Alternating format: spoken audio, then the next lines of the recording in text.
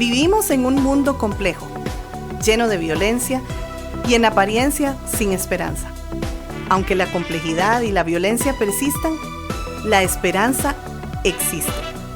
La Biblia nos enseña a alzar la voz por aquellos que no pueden hacerlo. Entonces, ¿por qué no levantar la voz del Señor por quienes sabemos que están sufriendo? Conversemos.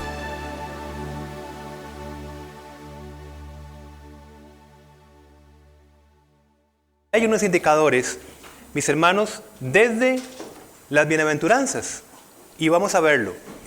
Y las bienaventuranzas van a ir, vieran qué cosa más maravillosa, progresivamente dándonos a cada uno de nosotros indicadores para saber que estamos avanzando en ese proceso de transformación. Y la palabra es intencional.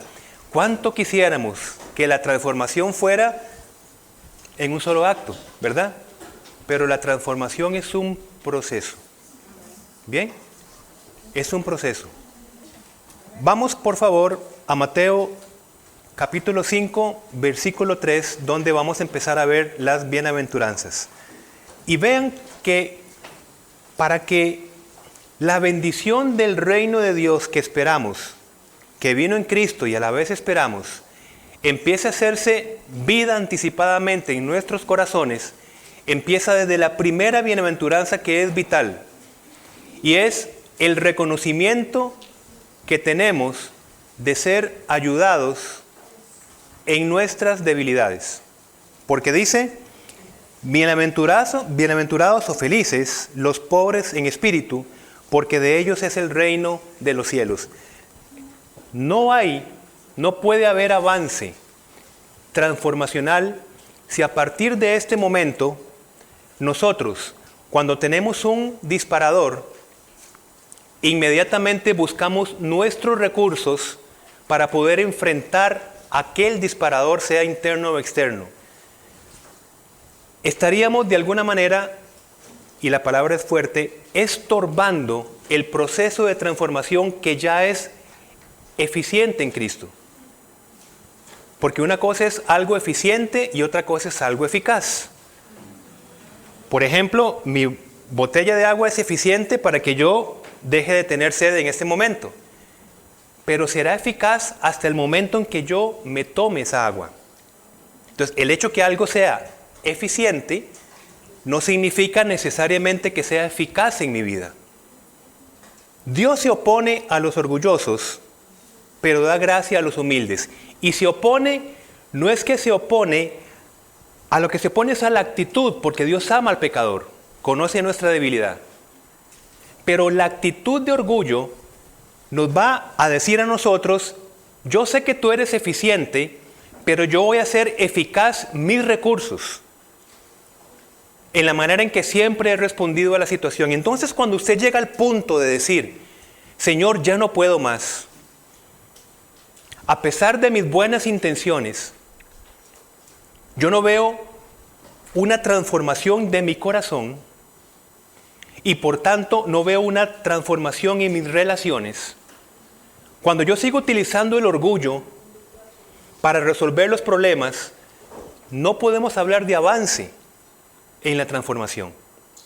El primer punto que la bienaventuranza nos da es una entrega confiada y total en Dios. Cuando usted vuelva a tener un conflicto relacional o cuando usted esté en aburrimiento y necesite hacer algo para salir del aburrimiento, donde antes ha tomado consuelos pecaminosos para salir del aburrimiento, cuando en ese momento usted y yo reconocemos, Señor, no puedo yo luchar contra esto, te necesito.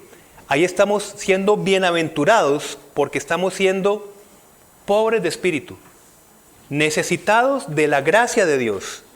Allí inicia todo. Así que yo puedo estar acá, mi hermano, en el proceso de transformación. Como vamos a ver, digamos que en la etapa 4, por poner un número. Y si en la etapa 4 yo me veo con un problema y yo desatiendo lo esencial, donde inicia todo, que es decir, Señor, en tus fuerzas yo todo lo puedo. Sin ti creo que estoy pudiendo, pero mi corazón es engañoso. Entonces, vean que esta bienaventuranza empieza con la pregunta que Jesús hizo en Juan 5:6 a una persona que tenía 38 años de estar allí postrado y le dijo, ¿quieres ser sano? En nuestra visión podríamos decir, pero lógicamente que quería ser sano. No, estaba muy acostumbrado a su estado. Y por eso la pregunta es, ¿quieres ser sano? Mis hermanos, esta pregunta necesitamos nosotros responderla todos los días. Todos los días, porque estamos diciendo que la sanación no es un acto, sino un proceso. ¿Quieres ser sano hoy? Si la respuesta es sí, mañana viene otra vez la pregunta cuando nos encontremos con otros disparadores y con otras circunstancias de la vida. ¿Quieres resolverlo de mañana con tus fuerzas? ¿Quieres resolverlo de la otra semana con tus fuerzas? Por eso es lo primero para un proceso de transformación. Bien, punto 3, digamos, en el punto 1, pobreza de espíritu, acompáñenme al punto 3 donde dice en la práctica, ¿bien? En la práctica relacional, ¿verdad? La humildad, o sea, la dependencia, va a sonar así. Ya no aceptaré maltratos, necesitamos ayuda. Entonces, no puede haber proceso de transformación en una relación, llamémosle conyugal, de muchas que hay, si ese matrimonio reconoce que tiene un problema, pero no busca ayuda. Porque la esposa va a decir, yo a él lo voy a transformar. O el esposo va a decir, yo a ella la voy a transformar. Es cuestión de tiempo. Yo ya me lo conozco. Tengo que hacer 1, 2, 3 y luego se le pasa. No se le pasa. La raíz del orgullo está ahí. No hay proceso de transformación, tampoco relacional, si no se inicia con una dependencia de que en nuestras relaciones inclusive necesitamos ayuda si fuese el caso. Y eso no es debilidad, mis hermanos. Eso es sabiduría. Y eso es amor. Amar a mi prójimo. Después de entender bien que nosotros tenemos una vida maravillosamente dependiente delante del Señor, y qué alivio es esto, saber que mi vida yo no la vivo con mis fuerzas, aunque sí con mi responsabilidad, pero no con mis fuerzas. Paso a la segunda bienaventuranza. Una tristeza que sana, no que paraliza. Cuando se reconoce que nosotros necesitamos al Señor, pasamos al punto 2. En nuestro contexto es que usted y yo lloremos con esperanza las heridas que hemos guardado sin negarlas ni minimizarlas. Mis hermanos, el proceso de transformación requiere que usted y yo lloremos las heridas, pero repito el punto, que lloremos con esperanza, que nosotros veamos cuánto daño nos hemos hecho y cuánto hemos hecho resuelto los problemas en nuestras fuerzas. Porque si no lloramos estas heridas, sería negarlas y minimizarlas. Pero repito el punto, es un llanto donde vamos a ser consolados con la gracia y con la esperanza. Así como aquella mujer que lloraba a los pies de Jesús y que Jesús dijo, a quien se le perdona mucho, ama mucho. Ese es el tipo de llanto que estamos hablando de esta bienaventuranza. No es tanto llorar nuestros errores, sino es llorar por la esperanza que tenemos al frente, donde todas las cosas son hechas nuevas en cualquier momento. Y de hecho, si nosotros recordamos el Salmo 51, donde encontramos una maravillosa frase del pedir del salmista David, de que transforme, de que cambie el corazón, de que sane el corazón, está en el contexto de la tristeza, ¿verdad? El Salmo 51, usted lo puede leer. Una tristeza donde le lleva al consuelo adecuado y de vida, no al consuelo pecaminoso. Salmo 51. Dice el punto 2 de tristeza, el llanto verdadero, no la depresión, abre la herida para que el poder de la gracia la sane, no para que se infecte con falsos consuelos. Y dice Salmo 34, 18, el Señor está cerca de los quebrantados de corazón y salva a los de espíritu abatido. Después de esta etapa, vamos a evidenciar el avance en transformación cuando empezamos a vivir la mansedumbre, que es la tercera bienaventuranza. Es decir, la mansedumbre es una rendición, ponerse debajo de. Pero ya no me pongo debajo de la violencia, sino me pongo debajo del Señor. Es decir, pongo al Señor en el lugar donde le corresponde en mi corazón, en el centro de mi corazón. Y quito idolatría, donde yo busco falsos dioses y falsos consuelos, o fuentes rotas, como dice Jeremías, que me van a dar sed de nuevo. Dice el punto 1, la tristeza abre el camino ¿para qué? Para someternos o ceder prioridad. ¿A qué, mis hermanos? Es que es importante decir a qué. Abrirnos a qué. Al Señor. Está muy bien, pero yo necesito más para allá. Y es abrirme a los recursos del Señor. Porque yo puedo hablar de Dios de manera muy generalizada y seguir respondiendo de la misma manera. Es hablar de los recursos de Dios que son contraculturales, contrafamiliares, contra modelos familiares. Porque yo vi tal vez a familiares responder de una manera y resolver así los asuntos. Y eso está tan metido en nosotros que lo confundimos con nuestra identidad. Pero cuando yo tengo mansedumbre, no en la familia de origen y sus metodologías humanas, sino tengo mansedumbre en los recursos de Cristo, es evidencia de que estamos avanzando en la transformación, que es un proceso. Otra vez, ¿cuánto quisiéramos que fuese un acto? Pero es un proceso. ¿Por qué? Porque así su vida y la mía está en una maravillosa dependencia del Señor hasta que Él vuelva. Por eso son los procesos. Porque si fuera un acto, al momentito nos olvidamos de la dependencia de nuestro Señor. Y nuestra vida está en la permanencia de la fuente de vida. Permanencia. Leo otra vez el 1. La tristeza abre el camino para someterse a los recursos protectores de Dios. ¿Cuáles recursos?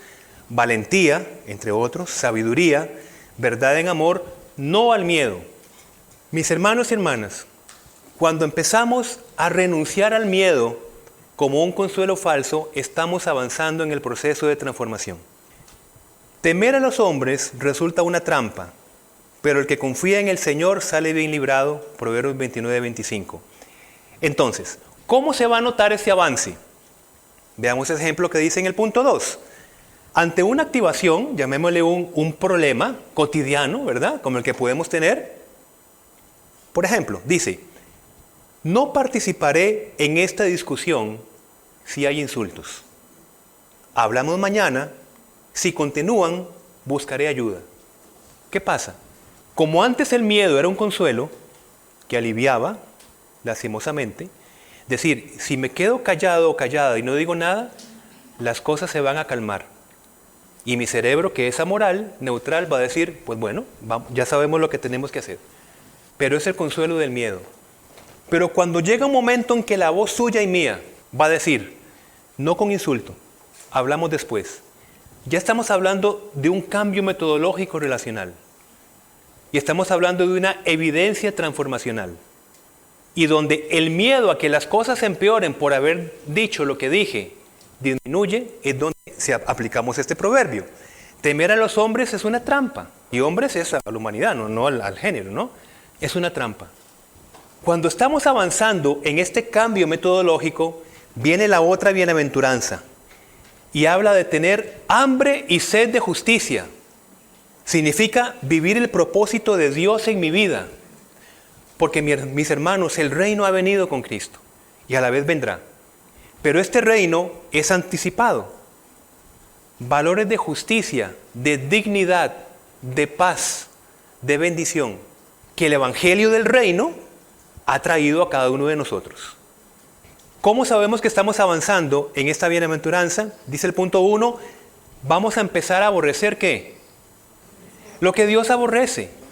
Porque dice la Escritura, en Hebreos 1:9, has ¿qué? Amado la justicia y aborrecido la maldad. Cuando ya dejo de tener miedo el Señor empieza a transformar nuestra vida en una evidencia de aborrecer la maldad, aborrecer el insulto, el maltrato. Cuando se empieza a aborrecer esto, se está avanzando.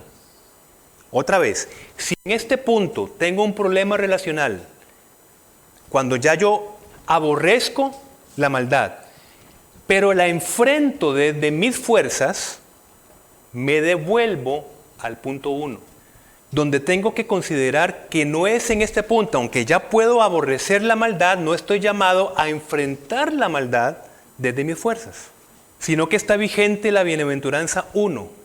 Dichoso el pobre de espíritu, que reconoce que si hoy aborrecemos la maldad, va a ser por la gracia de transformación de Dios. Punto 2. Antes, el alivio inmediato gobernaba, ¿verdad? Ahora se despierta un apetito por lo correcto. Se reemplaza la búsqueda del consuelo rápido por procesos que restauran. ¿Qué procesos? Denuncia cuando se requiere, que ya no va a ser traición. ¿Qué engaño es esto? Es que yo no voy a traicionar a mi esposa o no voy a traicionar a mi esposo si yo llego ante personas adecuadas a mostrar mi necesidad. Es que puedo afectar su testimonio. ¿Testimonio de qué? ¿Ven cómo tenemos que resignificar conceptos? Yo no puedo hacerle esto a la persona que me está maltratando. Yo no puedo pedir ayuda, porque la persona agresora le va a decir, cuidado, usted me traiciona y le cuenta a alguien esto. Temer a los hombres, ¿qué es? Una trampa, dice Proverbios, lo acabamos de leer. ¿Por qué hacemos esto? Porque el avance significa que usted y yo tenemos más sed y hambre de justicia, de hacer lo justo, de hacer lo que corresponde según la palabra de Dios. Ya está. Y eso evidencia entonces el avance. El 3, se supera el no hacer nada para que no crezca el problema, que es lo que estamos hablando, al haré en Cristo lo correcto. Se ordenan las decisiones con esta pregunta. Esto que se está ocultando, digamos, ¿verdad? En el ejemplo que estamos poniendo. ¿Esto promueve la paz y la justicia de Dios en mi vida, en mi cónyuge y en mi hogar? Si la respuesta es no, se buscará apoyo y alternativas. Seguimos avanzando en la otra bienaventuranza y nos encontramos con la misericordia. Mateo 5:7. Esta bienaventuranza. La misericordia, llegar a este punto, el Señor nos da la capacidad de reconocer el daño y aún así mirar al otro con bien. Vean qué maravilla. Reconocer el daño y no pagar mal con mal. Porque si yo pago mal con mal, yo no estoy en un proceso de transformación. Porque estoy decidiendo yo cómo tengo que responder ante la situación. Y tengo que devolverme al punto 1 todavía. Tengo que crecer en dependencia del Señor. Porque en mi carne, si me la hacen, la hago. Coloquialmente, a la vuelta cae. ¿Cómo se evidenciará eso, un proceso de transformación así? Por eso, lo que revierte esto se llama misericordia, aplicada a esta dinámica. Es decir, perdona sin encubrir y traza límites que protegen la dignidad y la verdad. ¿Qué dice la persona misericordiosa? Te perdono por la situación que sea, pero agrega, y por eso pondré este límite relacional. Esto no es traicionar al cónyuge. Esto no es hacerse el duro y hacerse el difícil. Esto es después de tener hambre y sed de justicia en la relación. Porque los límites saludables son necesarios. Te perdono, pero ya no se permitirá esto o lo otro. Punto 2, la misericordia no niega el mal, lo vence sin imitarlo. Romanos 12:21. Y va a dar un marco relacional que es compasión con justicia o amor firme. La misericordia va a desarmar algo muy importante y necesario que es la rumiación. El problemita que se tuvo en la mañana todavía se sigue masticando en la tarde, en la noche, al otro día o al otro día. Y cuando hay una discusión, sí, pero acordate de la semana pasada lo que me dijiste, ¿verdad?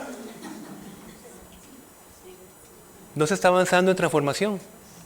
Porque la misericordia mira al otro compasivamente y su necesidad de Cristo también como la mía. Entonces, La misericordia ya va a desplazar la rumiación. Y esto es muy importante porque si usted y yo rumiamos problemas, los vamos a desplazar en otras relaciones.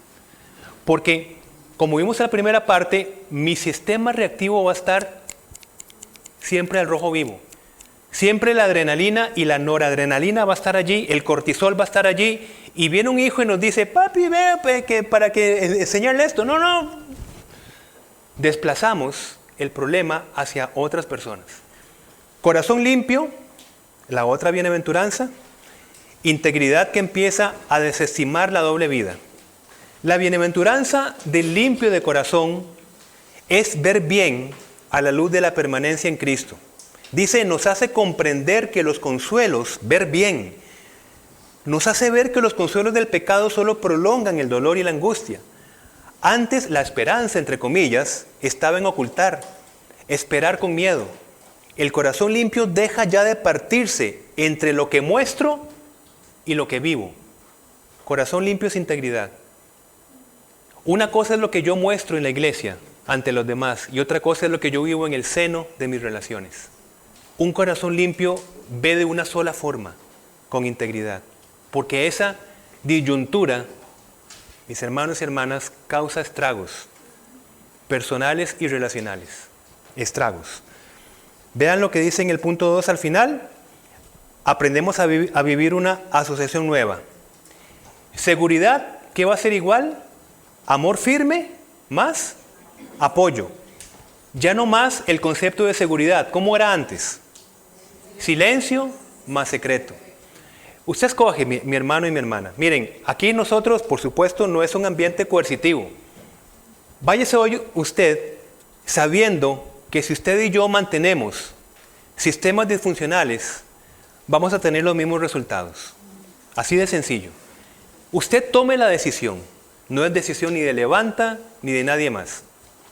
Usted sabrá, si usted tiene problemas relacionales, cuánto tiempo usted cree que los tiene que mantener más en secreto, por la vergüenza que eso significaría.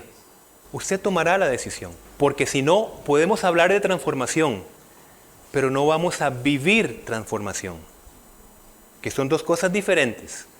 Salir con cosas intelectuales está muy bien, inclusive usted las puede reproducir, puede dar otra conferencia con ese material. Eso es conocer de transformación. Pero qué importante es cuando usted se pare aquí y usted hable de transformación viviendo un proceso de transformación en su vida. Eso le da una fuerza diferente. La otra bienaventuranza es la paz que se procura, no que cae del cielo. ¿Cómo procuramos la paz? Protegiendo nuestro corazón primero. Primero nuestro corazón. Es decir, si yo voy a amar a mi esposa, yo necesito proteger mi corazón. Si yo protejo mi corazón desde la presencia de Cristo, el resultado me va a permitir amar al prójimo. Así que tengo que cuidar mi corazón ante todo en mi familia. Si yo descuido mi corazón y yo lo alimento de consuelos falsos, si lo alimento de la pornografía, si lo alimento de la violencia, de las adicciones, ¿cómo yo voy a proteger a mi familia si mi corazón yo lo estoy destruyendo? Así que todo empieza desde el corazón. Y luego, lo último, dice la última bienaventuranza, versículo 10.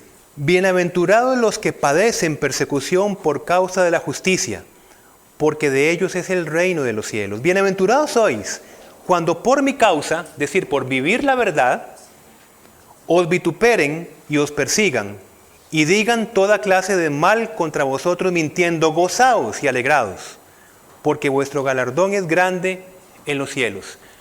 Cuando se vive un proceso de transformación del corazón, muy probablemente lo que se va a evidenciar, esa transformación, es la persecución. Mira, ya yo no te veo como antes y me preocupa esto. Es que antes yo te decía esto y lo otro y te quedabas callado con miedo, ahora no. Y ya no me gusta porque te estás empoderando. Una palabra que nos causa mucho problema, por cierto, el empoderamiento, mal entendido. Aquí estamos hablando de una vivencia transformacional de la gracia. Para leer y terminar, no es perseverar en el aguante, sino en ser portador de shalom. A veces este propósito de vida aumenta la hostilidad, por ejemplo la incomprensión, la burla, esa presión para mantener las cosas como están, que son los falsos consuelos. Pero esto nos ha funcionado en la relación. Así hemos resuelto las cosas. No te hablo durante 4 días y luego ya te hablo. Y así funcionan las cosas, así vamos caminando. Pero que me pongas un límite no me gusta. Y es donde se evidencia el avance de la transformación. Termino con el punto 2. Se ha llegado al punto de sufrir, ¿cómo dice?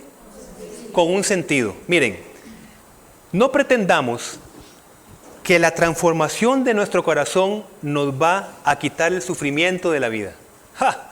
Yo creo que todo lo contrario. Pero lo que cambia es sufrir con un propósito y con un sentido. Yo sufro y usted sufre ahora porque tenemos hambre y sed de justicia. Sufrimos, ¿por qué? Porque ahora nosotros anticipamos y queremos los valores anticipados del reino de Dios en mi vida y en mi hogar. De justicia, de paz, de dignidad, de respeto.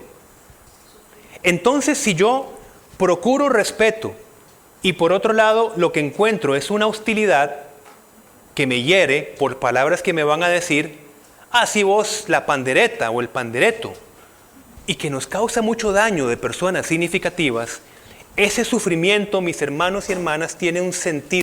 Ya usted sufre porque tiene hambre y sed de justicia.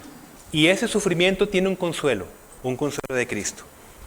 Terminando esta parte, dice, en el punto 3 y final, la firmeza ante el maltrato y la nueva persecución, que se pone entre comillas, la nueva persecución, porque antes era la persecución que era normalizada, ahora hay una nueva porque hay un corazón transformado, confirmará que se vive un cambio real.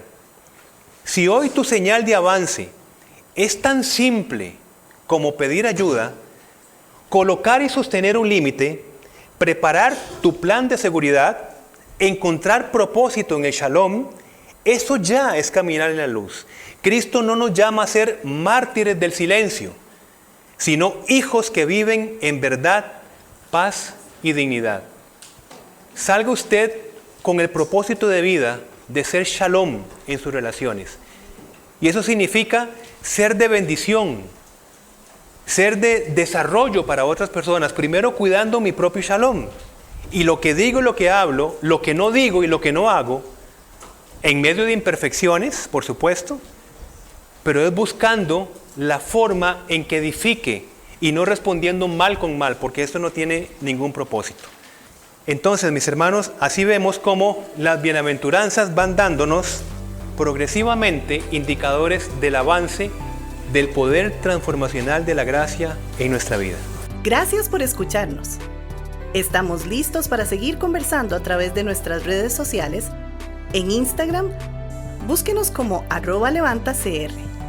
En Facebook, como levantacr. O contáctenos al correo alonso@levantacr.org.